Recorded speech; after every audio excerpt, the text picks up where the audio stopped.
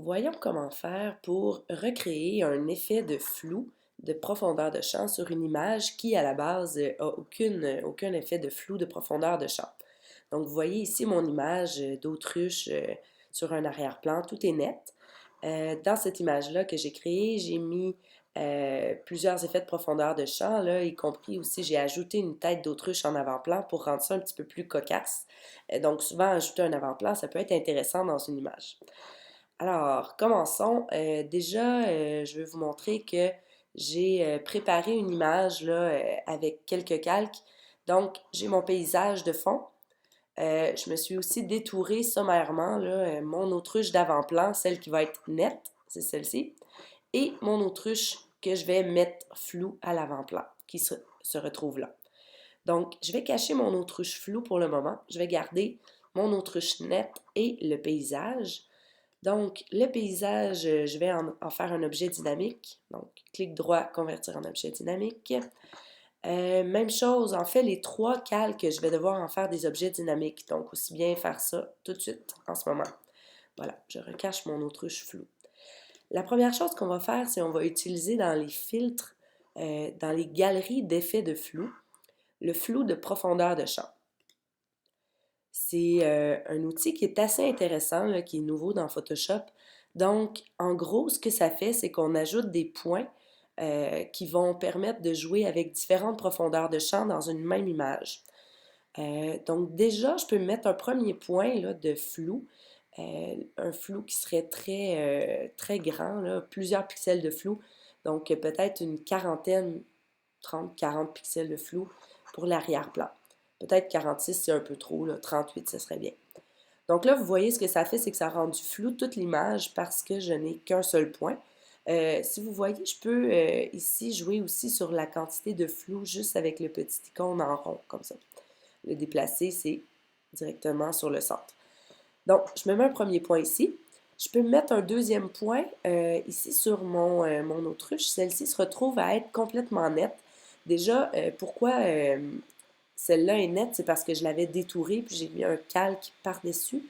Donc, je vois qu'elle est déjà nette, mais je veux aussi que son plumage soit un peu plus net qu'il l'est actuellement. Donc, je peux me mettre un point à cet endroit-là, que je vais mettre à ce moment-là complètement net. Donc, aucun effet de flou dedans. Donc, là, j'ai pas assez de points parce que ici, tout est net, ici, tout est flou. Alors, l'intérêt de cet outil-là, c'est que j'ajoute autant de points que j'en ai besoin selon la distance de mes objets du photographe. Donc, ici, cette autruche-là ne devrait pas être très floue. Elle est quand même assez proche de mon autruche de base, donc je pourrais mettre ça à 10 pixels. Je peux rajouter un autre point sur son corps à 10 pixels. Donc, ici, elle serait juste un petit peu plus loin, donc je peux mettre ça à 15 pixels, qui est la valeur de base. Voilà. Celle-ci qui est encore un petit peu plus loin, mais pas aussi loin que l'arrière-plan. Je peux mettre ça à 20 pixels de flou. Donc ça, c'est vraiment au cas par cas, là, selon la complexité de votre image aussi, vous allez devoir mettre plus ou moins de points. À vous de voir. Ici, vous voyez, ça, c'est complètement à l'arrière-plan, mais ça se retrouve à être net parce que c'est proche de mon autruche ici qui est net. Donc, c'est sûr qu'ici, je dois mettre un point qui va être flou, probablement le même niveau de flou que celui-ci. Donc, j'avais mis 25 pixels, je peux mettre 25 ici aussi, 25. Même chose ici, je devrais avoir un point qui serait flou de la même façon. Donc là, c'est vraiment examiner l'image, voir qu'est-ce qui devrait être plus ou moins flou et créer des points comme ça qu'on ajuste au cas par cas.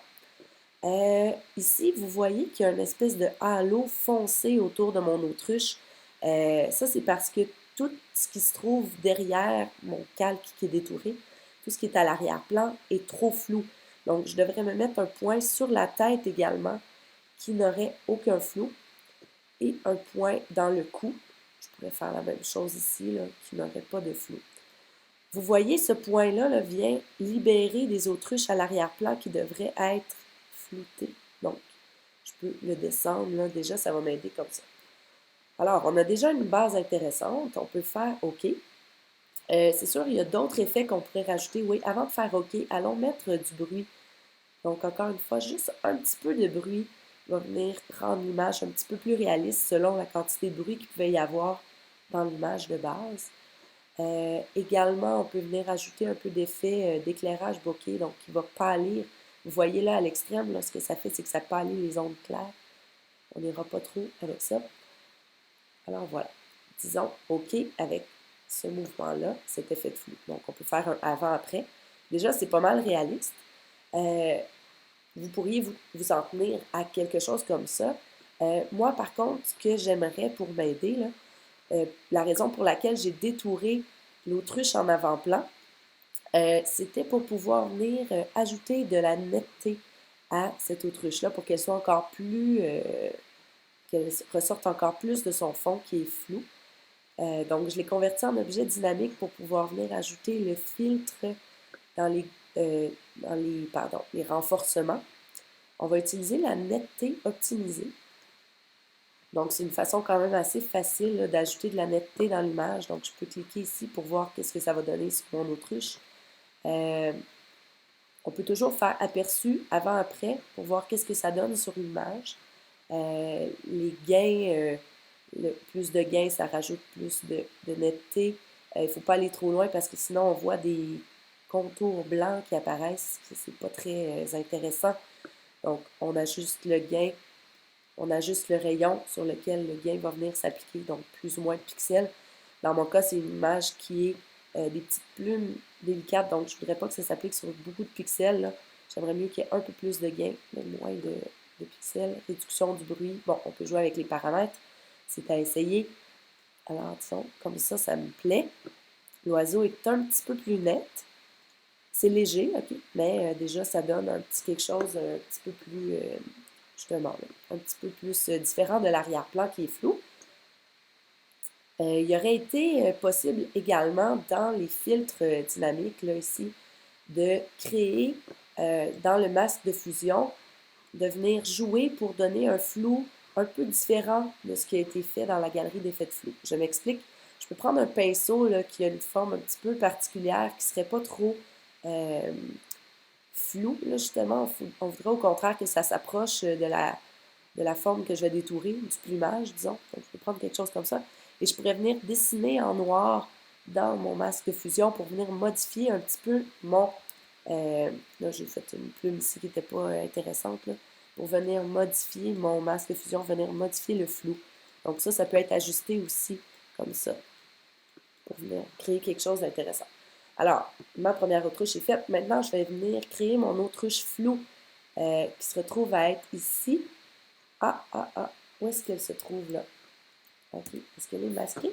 OK. Comme j'ai fait mon objet dynamique alors qu'elle était masquée, mon objet dynamique ne présentait pas mon autruche, donc je suis retournée dans mon objet dynamique, j'enregistre, je l'ai affiché, et voilà, mon autruche floue se retrouve ici. Ce que je vais vouloir faire, c'est la redimensionner. Vous savez qu'habituellement, quand on fait commande T, on dit de ne jamais agrandir l'image parce qu'on voit des pixels apparaître. Dans ce cas-là, on va se le permettre parce que l'image va être rendue très floue. Donc, ça ne paraîtra plus les pixels qui sont mis de l'avant de cette façon-là. J'ai grossi la tête pour vraiment qu'elle nous regarde là, en premier plan, en gros plan. Voilà. Et je vais venir appliquer sur cet objet dynamique-là, je vais venir appliquer aussi le flou de profondeur de champ. Je mets le point sur le visage. Et ça, je vais vouloir ça très flou quand même, vu que c'est l'avant-plan. Donc, j'ai mis 40, 38 dans ce coin-là. Je rajoute normalement la même quantité de bruit que j'avais mis sur le reste de l'image. Là, j'y vais à peu près, mais ça pourrait valoir la peine de retourner dans l'autre objet dynamique, vérifier combien était la quantité de bruit. Je fais OK. Et voilà, mon image est terminée. J'ai une profondeur de champ qui est très crédible et qui donne aussi un petit effet comique là, avec l'avant-plan de l'autruche.